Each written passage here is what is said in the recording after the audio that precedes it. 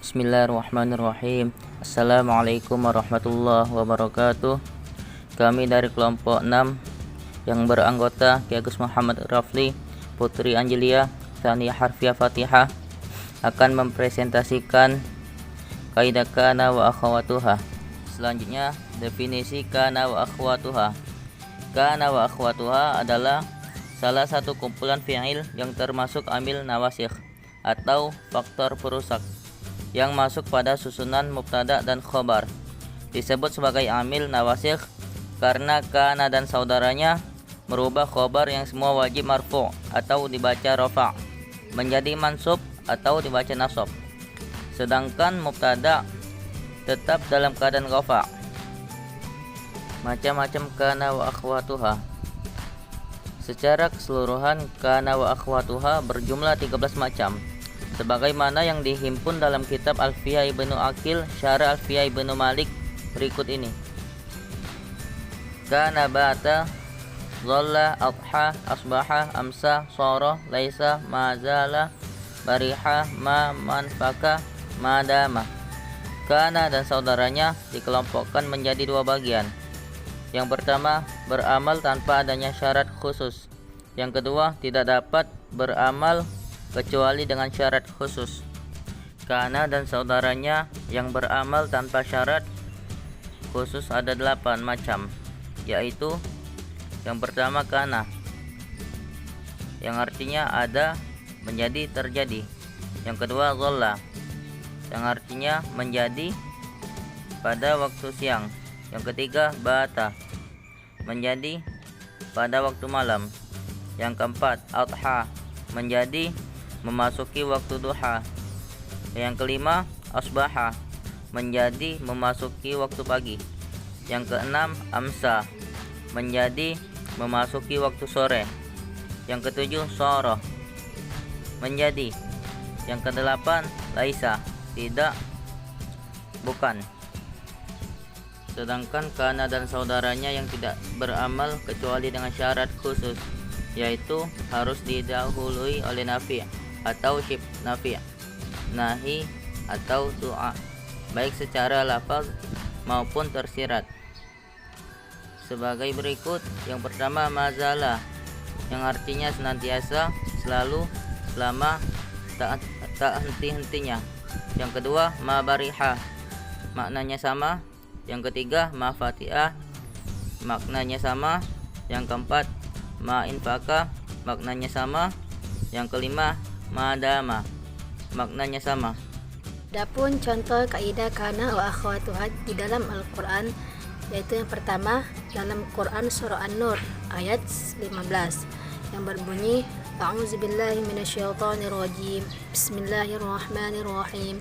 In talaqawnahu bi'alsinatikum wa taquluna biafwahikum ma laysa lakum bihi ilmun wa tahsabunahu hayyina wa huwa 'indallahi 'azim. Yang artinya, ingatlah ketika kamu menerima berita bohong itu dari mulut ke mulut, dan kamu katakan dengan mulutmu apa yang tidak kamu ketahui sedikit pun, dan kamu menganggapnya sesuatu yang ringan saja, padahal dia di sisi Allah adalah besar. Dalam kaidah kana wa akhwatuha itu laisa, yang artinya tidak. Berikutnya Quran surah Al-Muzammil ayat 18 yang berbunyi Bismillahirrahmanirrahim. As-samaa'u munfatirum bih kana wa'duhu maf'ula. Artinya, langit pun menjadi pecah belah pada hari itu, adalah janjinya itu pasti terlaksana. Kaidah kana wa akhwatuha menunjukkan kata kana yang artinya adalah. Selanjutnya Quran surah Al-Muluk ayat 30 yang berbunyi Bismillahirrahmanirrahim. Qul ara'aytum in asbaha ma'ukum ghauran faman ya'tikum bima'in ma'in. Yang artinya, katakanlah, terangkanlah kepadaku jika sumber air kamu telah menjadi kering, maka siapakah yang akan mendatangkan air yang mengalir bagimu? Itu kata asbaha yang artinya telah menjadi.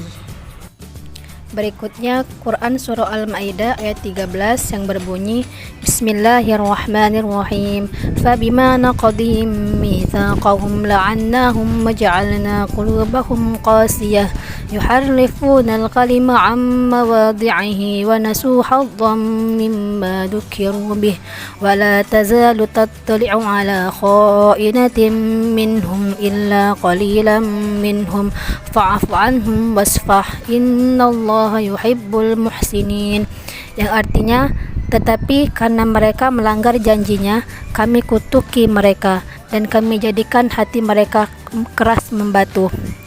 Mereka suka merubah perkataan Allah dari tempat-tempatnya dan mereka sengaja melupakan sebagian dari apa yang mereka telah diperingatkan dengannya.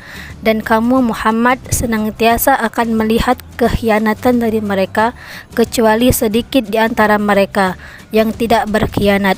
Maka maafkanlah mereka dan biarkan mereka, sesungguhnya Allah menyukai orang-orang yang berbuat baik. Kata tazalu salah satu kaidah kana wa akhawatuha yang artinya senantiasa. Selanjutnya terdapat di dalam Al-Quran Surah Maryam ayat ke-31, yaitu Bismillahirrahmanirrahim wa ja'alani mubarakan aynama kuntu wa awsani bis salati waz zakati ma dumtu hayya, yang artinya dan dia menjadikan aku seorang yang diberkahi di mana saja aku berada, dan dia memerintahkan kepadaku mendirikan salat dan menunaikan zakat selama aku hidup. Kata madumtu merupakan salah satu kaidah dari kana wa akhwatuha, yang asal katanya dari kalimat madama yang bermakna selama. Penjelasan selanjutnya yaitu terkait fungsi dari kaidah kana wa akhwatuha.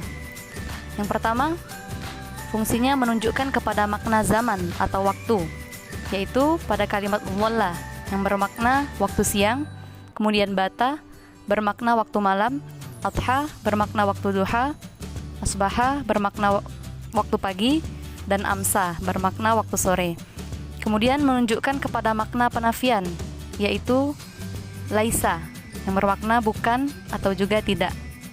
Kemudian menunjukkan atas perubahan suatu kondisi tertentu kepada kondisi yang lain, yaitu soro yang maknanya menjadi. Lalu menunjukkan kepada makna kontinuitas atau berkelanjutan dari suatu kejadian atau peristiwa, yaitu kalimatnya ma infaka, ma fatia, ma bariha, dan ma zala, yang dapat berarti terus menerus atau senantiasa. Kemudian yang terakhir menunjukkan kepada masa suatu kejadian atau peristiwa, yaitu kalimat madama yang bermakna sepanjang atau selamanya. Kemudian terdapat fungsi lain dari kana, sebagaimana yang disebutkan dalam kitab Alfiyah karya Imam Ibnu Malik, yakni kana berfungsi sebagai merofakkan mubtada dan menasabkan khobar.